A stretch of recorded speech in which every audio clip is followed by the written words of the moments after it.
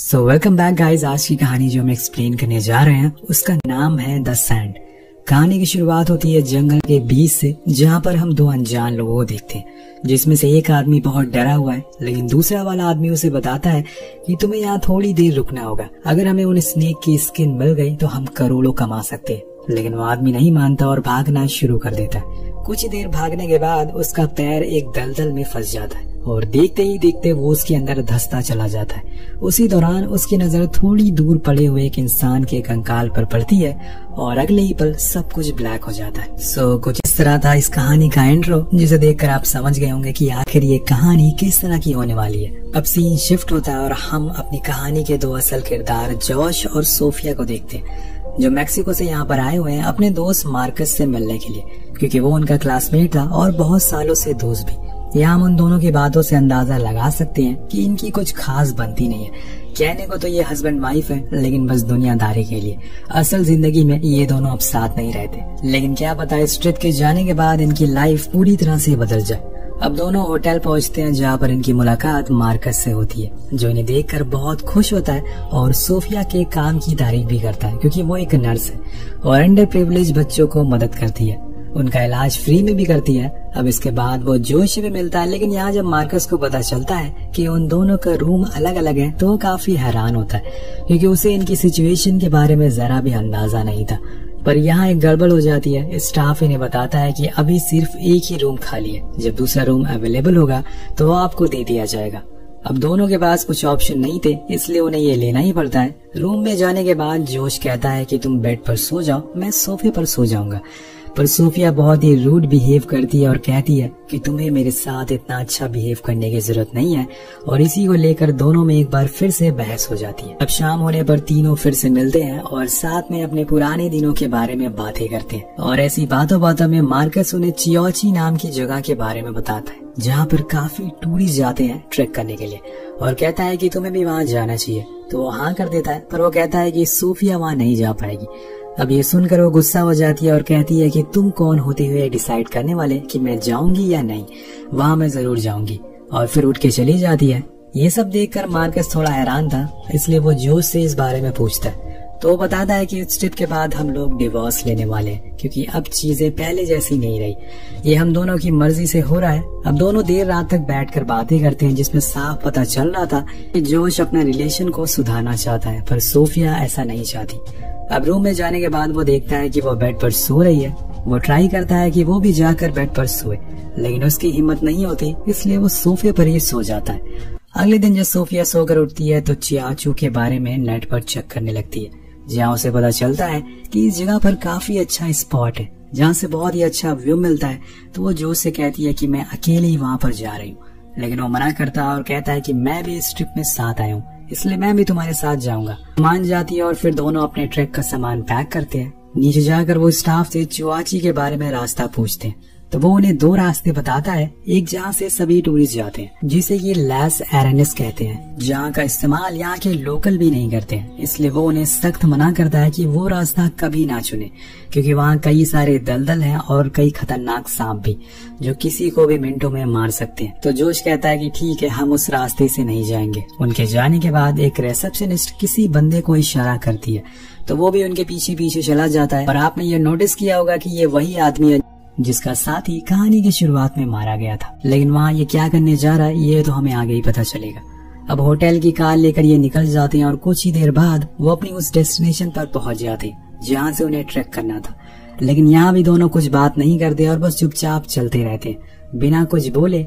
लेकिन एक टाइम आता है जब इन्हें एक जगह रुक कर आराम करना पड़ता है, लेकिन तभी मौसम कुछ बिगड़ने लगता है।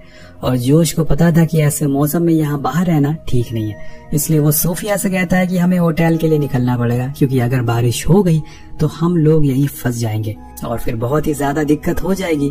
पर वो कहती है कि हम अपनी डेस्टिनेशन के करीब है, थोड़ी देर और चलते हैं। लेकिन वो उसे समझाता है और फाइनली वो मान जाती है, जिसके बाद दोनों अपनी कार की तरफ जाने लगते हैं। पर यहाँ वो एक चीज गौर करते हैं कि उनकी कार को कोई अनजान आदमी चोरी करने की कोशिश, और इसीलिए सोफिया फौरन जोश को छुपने को कहती है और होशियारी दिखाने के लिए उसके पास चला जाता है। ये वही था जो होटल से इनका पीछा कर रहा था।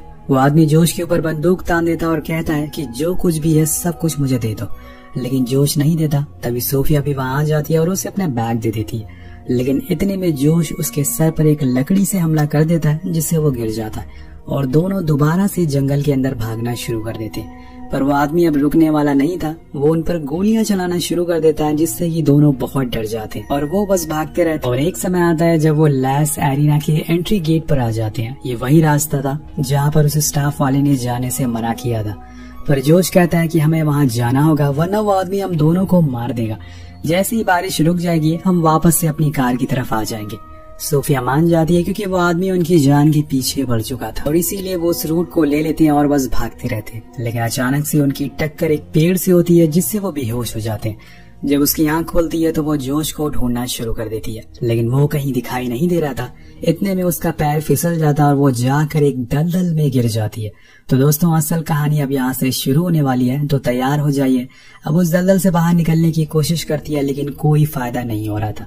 तभी वहाँ जोश भी आ जाता है और उसे मुसीबत में देखकर उसकी मदद करने के लिए आगे आता है, लेकिन इससे भी कोई फायदा नहीं होता। वो एक लकड़ी की टहनी को उसके पकड़ने को कहता है, पर वो भी टूट जाती है और वो बार बार उससे कहता है कि ज्यादा हिलो मत, जितना तुम हिलोगे ये तुम्हें उतना अंदर खींचता ले जाएगा। लेकिन यहाँ सोफिया बहुत ज्यादा डरी हुई थी, इसलिए वो हिलना शुरू कर देती है और धीरे धीरे अंदर घुसने लगती है। तब मजबूरन जोश को भी वहाँ कूदना पड़ता है और उसे बचाने के लिए अब ये दोनों ही उसके अंदर फंसे हुए हैं। इस दलदल के बारे में इस टाउन के लोग कहते हैं कि ये जिसको भी अपने आगोश में लेता है उसके बाद उन्हें कभी बाहर जाने नहीं देता। तो इन दोनों के साथ क्या होगा ये हमें आगे पता चलेगा। वहीं दूसरी ओर हम मार्कस को देखते हैं जो इन दोनों से मिलने के लिए होटल आता है, लेकिन वहाँ ये कहीं दिखाई नहीं देते। तो वो उनके रूम में जाता है जहाँ उसे एक नोट मिलता है जिसमें लिखा था मैं और सोफिया दोनों चुआची जा रहे हैं ट्रैक करने के लिए और शाम तक वापस आ जाएंगे। उसे ये सब नॉर्मल लगता है, इसलिए वो अपने घर चला जाता है। लेकिन यहाँ तो सीन ही उल्टा पड़ा हुआ था, दोनों ही मुसीबत में थे। दोस्तों सोफिया अंदर धंसती जा रही थी, जोश उसे खींचकर ऊपर निकालता है। वो जोश से पूछती है कि तुम अंदर क्यों नहीं जा रहे हो, तो बताता है कि यहाँ पर आने से पहले मैंने एक गाइड बुक पढ़ी थी जिसमें लिखा था कि अगर आप ऐसी सिचुएशन में फंस जाएं तो ज्यादा हिलना नहीं चाहिए, वरना ये सैंड आपको अंदर और खींचती चली जाएगी। और अगर यहाँ से बाहर निकलना है तो किसी रस्सी का जुगाड़ करना होगा जिससे कहीं पर अटका कर और फिर उसकी मदद से हमें बाहर निकल सकते हैं। पर यहाँ उनके पास ऐसा कुछ नहीं है। तो सोफिया कहती है कि क्यों ना मुझे तुम ऊपर की ओर धक्का दो जिसकी मदद से मैं ऊपर आ सकूं। लेकिन ये करने से जोश और नीचे जाने लगता है, इसलिए वो इस आइडिया को ड्रॉप कर देता है। अब यहाँ सोफिया थोड़ी दूरी पर एक सांप के अंडे को देखती है, जिसे देखकर वो समझ जाती है कि वहाँ की जमीन हार्ड है, इसलिए हमें वहाँ तक पहुँचना पड़ेगा। पर उसके दिमाग में ये ख्याल नहीं आता कि अगर वहाँ अंडा है तो सांप भी जरूर आसपास ही होगा। अब यहाँ सोफिया को अपने पैरों के नीचे कुछ महसूस होता है। वो जोश से कहती है कि तुम हाथ डालकर देखो कि वहाँ पर क्या है। जब वो चेक करता है तो असल में वहाँ उन्हें एक इंसान की लाश मिलती है। ये वही शख्स था जिसकी मौत कहानी की शुरुआत में हुई थी।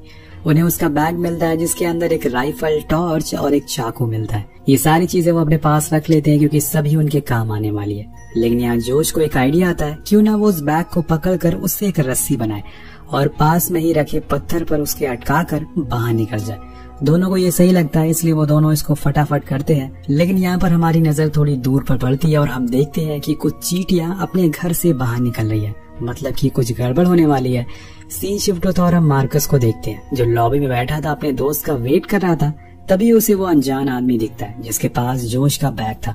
वो फौरन उसके पास जाकर पूछता है कि ये तुम्हारे पास कहाँ से आए, लेकिन वो कुछ भी जवाब नहीं देता और भागने लगता है। अब मार्कस भी उसका पीछे भागता है। इसी में उसके शर्ट पे लगा खून को देखता है और इसी में वो उसके शर्ट पे लगे खून को देखता है, वो और घबरा जाता है। तभी वहाँ गार्ड आ जाते हैं और दोनों को पकड़कर पुलिस को दे देते हैं। इधर अब इन लोगों ने रस्सी तो बना ली थी, लेकिन जब उसे यूज करते हैं तो वो छोटी पड़ जाती है, जिससे ये भी आइडिया इनका फ्लॉप हो जाता है। तभी ऊपर से एक हेलीकॉप्टर गुजरता है और दोनों तुरंत ही चिल्लाते हैं, लेकिन अंदर बैठा पायलट इतनी ऊंचाई से इनकी आवाज सुन नहीं सकता, इसलिए वो चला जाता है। तो सोफिया कहती है कि अगर हम राइफल का इस्तेमाल करते तो शायद वो हमें सुन लेता, लेकिन हमने ये मौका भी खो दिया और दोनों की उम्मीद यहाँ टूट जाती है। लेकिन जोश उसे हौसला देता है कि हमें कोई ना कोई जरूर बचाने आएगा। इतनी देर तक हम हमारे होटल से बाहर हैं, क्या पता मार्कस को अब तक पता चल चुका हो। तभी सोफिया की पीठ पर वही चींटियां काटना शुरू कर देती है, जिससे उसे काफी दर्द होता है। तो जोश उसे फौरन अपने पास रखी एक शराब की बोतल देता है और इसी जगह गिराने को बोलता है, जिससे वो चींटियां तो भाग जाती है। लेकिन ये बोतल देखकर सोफिया उसे गुस्से में पूछती है कि तुम अपने साथ खाने के सामान ना लाकर एक शराब की बोतल लेकर आए हो।